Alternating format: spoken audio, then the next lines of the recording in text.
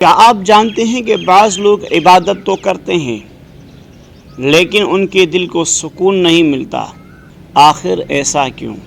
آج انسان کے پاس بہت کچھ ہے، اچھا گھر ہے، اچھی نوکری ہے، اچھی گاڑی ہے، مگر ان تمام چیزوں کے ساتھ ساتھ انسان پریشان بھی ہے۔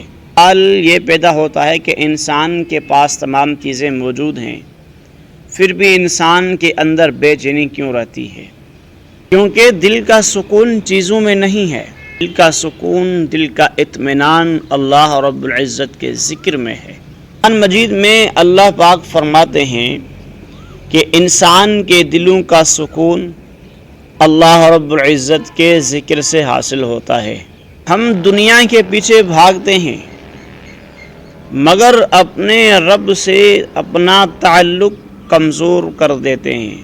جب نمازوں میں کمی آتی ہے، قرآن مجید سے دوری آتی ہے، تو پھر انسان کے دل میں بے چینی گھر کر جاتی ہے۔